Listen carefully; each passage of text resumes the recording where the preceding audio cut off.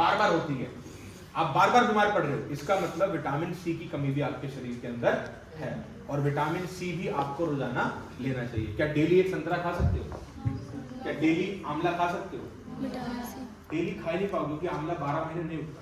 Yes sir. तो आपको smart value nourish vitamin C tablet भी उपलब्ध कराता है, जो आप एक गोली दिन में एक बार खाना खाने के बाद ले सकते हो। ठीक है, नरिश विटामिन सी टैबलेट एक गोली दिन में एक बार खाना खाने के बाद ले सकते हो। क्लियर है? Yes sir. जो लोग बार बार बीमार पड़ते हैं वो जरूर लें। ठीक है, और जिनको लगता है शरीर में थोड़ी बहुत कमजोरी रहती है या जल्दी से किसी भी वायरल की चपेट में आ जाते हो, जैसे किसी को बुखार हुआ, सर्दी खांसी जुकाम हुआ, तो 2 दिन बाद आपको भी हो गया, इसका मतलब विटामिन सी की कमी है। क्यों?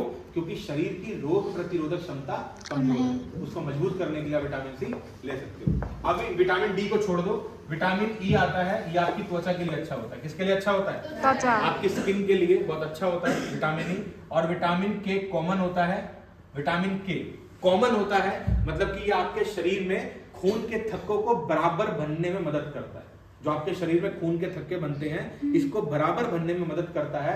अगर आपके शरीर में खून और पानी एक हो गया तो आपकी मृत्यु हो सकती है। आपने सुना भी होगा, काफी लोग हैं जिनके शरीर में खून पानी एक होने की वजह से उनकी मृत्यु हो जाती है। उसमें प्रोटीन भी बिल्कुल कम हो जाता है शरीर में और विटामिन के भी बिल्कुल कम हो जाता है। ठीक है, तो ये सभी विटामिन आपको रोज चाहिए। अब आते हैं विटामिन डी।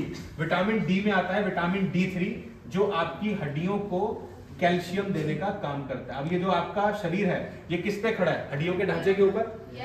अब ये हड्डियों का खाना क्या है? हड्डियों का खाना है कैल्शियम। क्या है? कैल्शियम। कैल्शियम क्या है? और कैल्शियम आपको मिलता है विटामिन D3 से। कहां से मिलता है? Vitamin D3। विटामिन D3 कहां से मिलता है? किसी को मालूम है? विटामिन D3 कहां से मिलता है?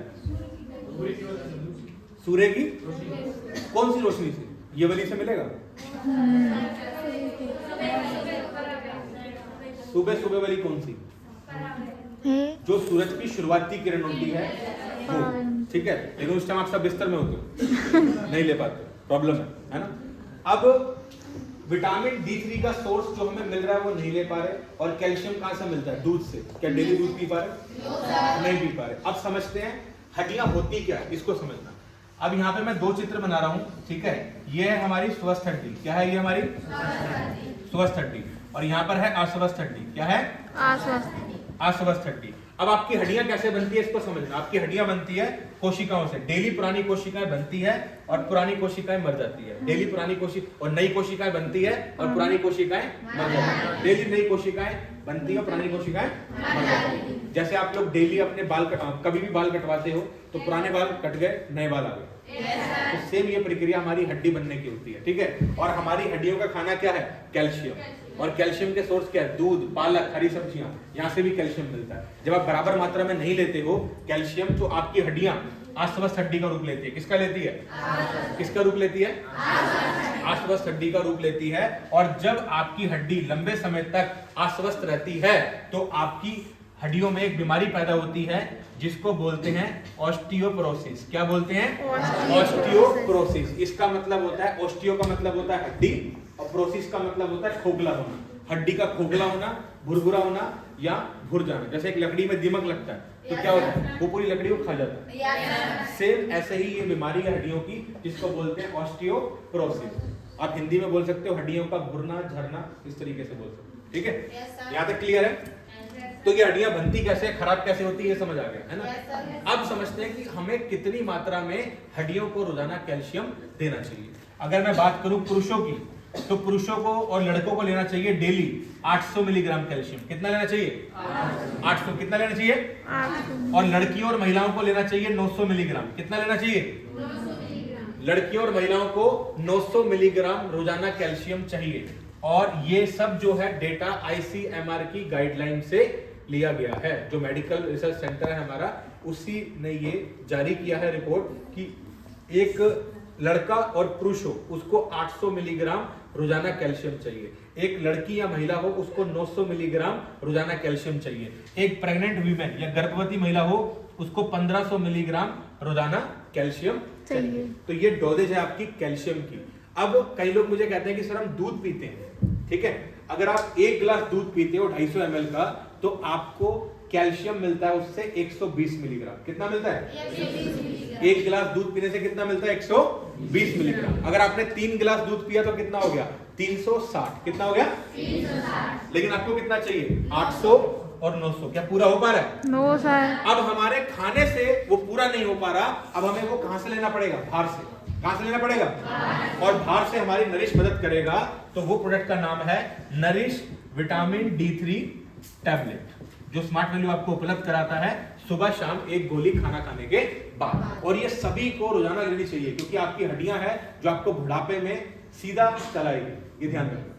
पता लगे 30 साल की उम्र थोड़ा झुक गए, 40 में और बैंड हो गए, 50 में पता लगा पूरे बैंड हो गए, ऊपर निकल गए, प्रॉब्लम हो जाएगी। तो इसीलिए हड्डियां आपकी बहुत सपोर्ट करती है, ये ध्यान रखना। क्लियर है? Yes, sir. अब पता कैसे चलेगा कि हमें कैल्शियम की कमी है ना? Yes, sir.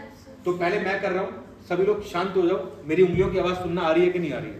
आ रही है भाई? तुम मत बजाओ। आ रही है? अब भाई आप लोग करो, आवाज आ रही, बराबर आ रही है। ये कैल्शियम की कमी। हम ये बचपन से करते हैं, स्कूल टाइम से करते आ रहे हैं, लेकिन कभी हमने ये सोचा नहीं कि आवाज आती क्यों है।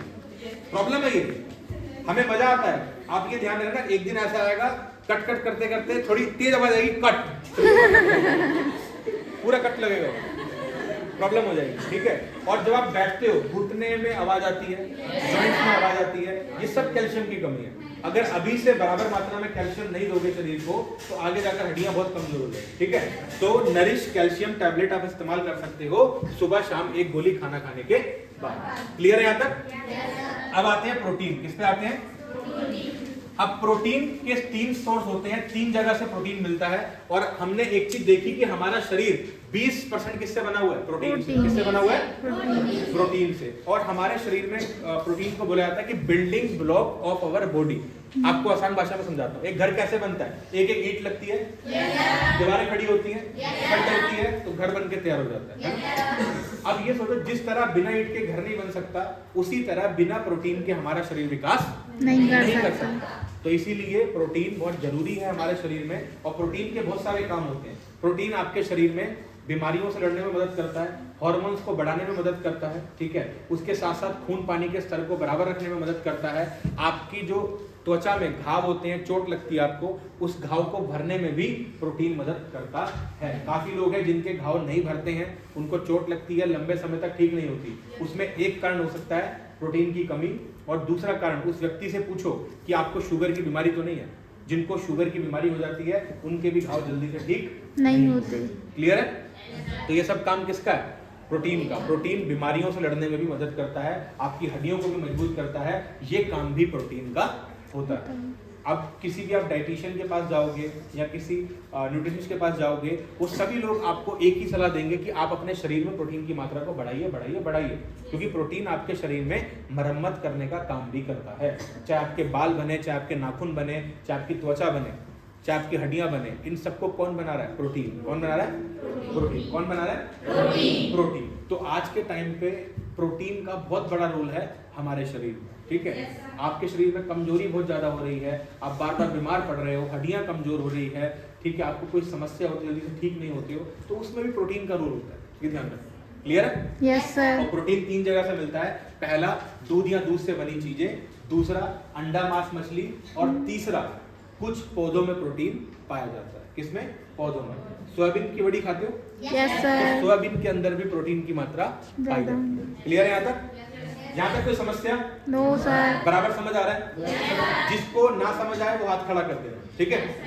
और जिसको लगे कि सारा बहुत हो गया, वो भी हाथ खड़ा कर देना। ठीक है? आगे बढ़ते हैं। सबसे छोटे वाले भाग में लिखो फैट, जिसको बोलते हैं वसा, चर्बी। ठीक है? क्या लिखोगे?